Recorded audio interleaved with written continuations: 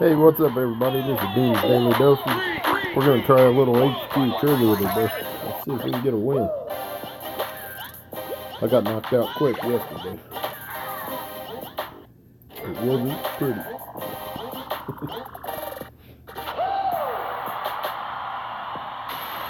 Whoa. I thought we blocked off the conference room for 3P. Did you put it in the calendar? Is that the shared calendar? I pinged you about it. You didn't get my DM? I'll update the invite. No, I didn't check the Slack. Which channel?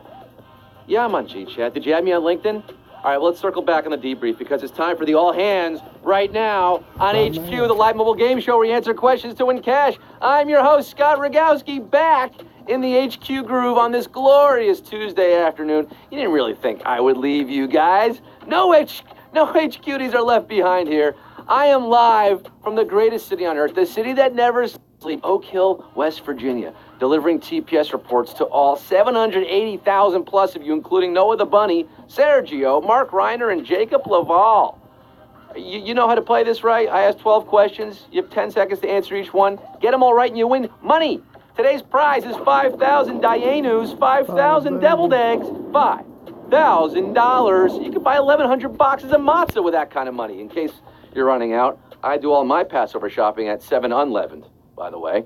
Sponsored post, JK. It's going up on a Tuesday, Trivia Tuesday, and you're ready to quiz me and get some money, aren't you? In the kitchen, we're cooking like it's stir fry. Let's get down to the nitty gritty. Let's get this show on the road with 825,000 plus of you for Cumero Numero Uno. What playground activity typically requires 2 participants? Yodeling, seesaw, or jungle gym?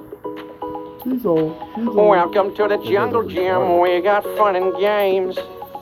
Literally. But no, that's not the answer. Monkey see, monkey saw. It takes 2 to seesaw. But shout all the kids out there sitting alone on one side reading a book, architects of their own solitude. 788,087 are laying on to Q2. Which of these road signs is usually 8-sided? Stop, one way, or yield? You like that kid yodeling in the toner aisle at Walmart? Yeah, you do. Come back tonight. I might be paying tribute. We're entering the octagon early here at Q2, folks. What's big and red and 8-sided and found at intersections? Stop! Hammer time. Stop signs your answer. 738,170 saying don't stop me now. You're having such a good time. You're having a ball. 35,000 stop dead in your tracks at Q2. 3, which of these Grand Slam tennis tournaments is played on grass? Wimbledon, French Open, or Australian Open?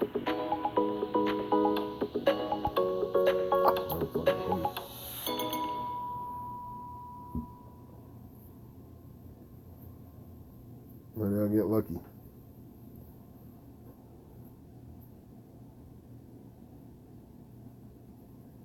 Uh-oh. We're lagging. You know, I just 8 millimeters. Wimbledon is your answer. 508,511 acing. This one, 215,000 double faulting. You cannot be serious. I'm serious about Q4. What is the only mythical creature in the Chinese zodiac? Pegasus, Phoenix, or Dragon? On February 16th, it was the new Chinese New Year. We turned the page on the calendar. We entered the year of the dog, Iggy Pop's favorite year. That'll be followed by the year of the pig, rat. No, quit. Freaking lag. In 2024, Khaleesi's favorite year, the year of the dragon. Dragon is the mythical Chinese zodiac creature, 413,078 getting it right. In the Rogowski zodiac, we were in the year of Dog the Bounty Hunter. 413,000 mothers of questions, slaying it for Q5. What is the largest metropolitan area that stretches across 2 continents? Bogota, Istanbul, or Helsinki? East meets West in this city that's a good candidate for the title Center of All Civilization. Where Eastern Europe bumps up against Western Asia, the powers that be install the Strait of the Bosphorus and call the whole shebang Istanbul, formerly Constantinople. 310,606 young Turks left in the game today, marauding on to Q6. What is the last line in Gone with the Wind? I don't give a damn, we'll never go hungry, or tomorrow is another day. Tomorrow is another day. You know, besides the end. I guess the end would be technically the last line. Whether it's the movie or the book, same thing. Scarlet announces she'll never be hungry again. Just before intermission, towards the end, Rhett declares his lack of dams, followed by Scarlet's final statement, after all, tomorrow is another day. That's good writing. 184,575. Writing this one on to Q7. Tomorrow is another day, and Q7 is another question. Which of these is a common type of flask found in chemistry classrooms? Ehrenreich, Erlenmeyer, or Reidenbacher? Shout out all you in chemistry class right now, sneaking away, playing HQ. Can I flask you a few questions? Barbara Ehrenreich is an amazing reporter, and Orville Redenbacher makes a mean popped corn, but neither known for their flasks. That would be Emil Erlenmeyer, a 19th century German chemist who lives on today in flask form. 123,288 are bubbling up for Q8. The rest of you got nickel and dime there. Which of the contiguous 48 states reaches farthest north? Maine, Michigan, or Minnesota? Contiguous 48, not talking about Alaska. That would be the true answer of all the states, but of the 48 contiguous. I wouldn't want to spend a winter in any of these places, but the only one that gets a true taste of the Canadian cold, with both a lower and upper peninsula, Michigan, is not the answer. R.I.P. Michigan. Thanks to a little chimney of land called the Northwest Angle, it's Minnie for the Winnie, Minnesota, and 20,006 surviving our first savage question, don't ya know? 20,060. Remember the Northwest Angle, there are only 119 people who live in this exclave that basically exists like in Canada. It's crazy. Look it up. Part of Minnesota. I would like Q9. What country does Lebanon bologna come from? Lebanon, United States, or Italy? Bum bum bum bum bum my bologna. My bologna. Lebanon bologna, or bologna, is a type of cured, smoked, and fermented semi-dry sausage, similar to salami, but with a distinct tangy flavor. And it is indeed named after the place of its origin, Lebanon County, Pennsylvania, USA. USA. And another savage question. Back-to-back jacks. Savagery at Q9, 5,519 are sending a salami to their boy in the Army. My bologna has a first name. It's HQTIE. For the 5,519 HQTs left, we have 3 questions left. Q10. At the climax of Michael Jackson's anthology film, Moonwalker, the singer turns into a giant what? Panther, robot, or phoenix? Robot. Have you seen Moonwalker? If you've never seen Moonwalker, don't. Unless you want to see Joe Pesci, a fat Jew-esque vertical ponytail, face off against Wacko Jacko, who at the film's dramatic peak inexplicably transforms into a giant robot.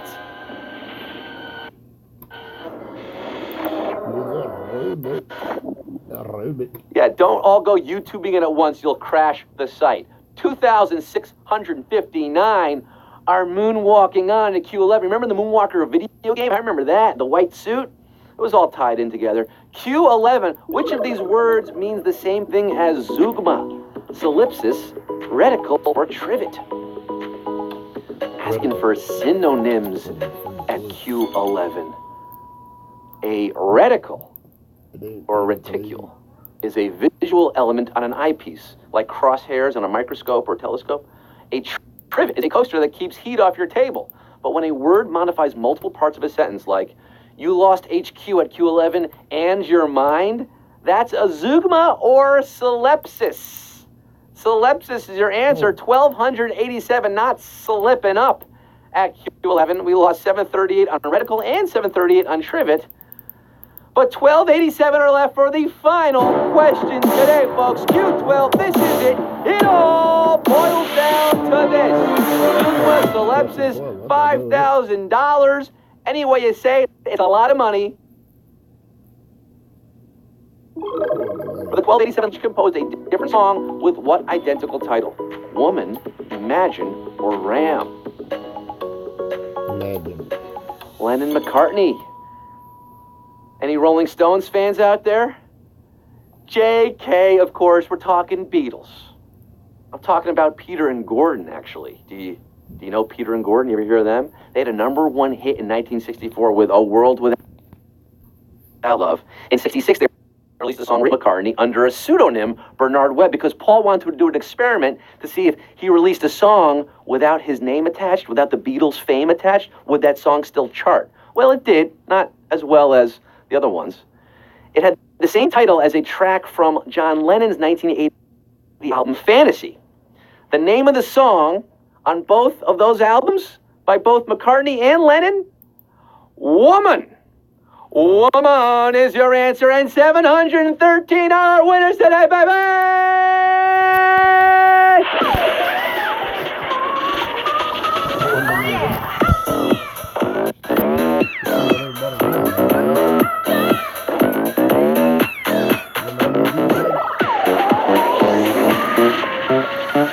I'm going to say Lennon had the song of the two. This is not a fantasy for the 713 H cuties joining the winner's circle right now. I'm talking Amaretto Sour, Chrissy Grabe, Mike Hermanos, Stephen Delby with a little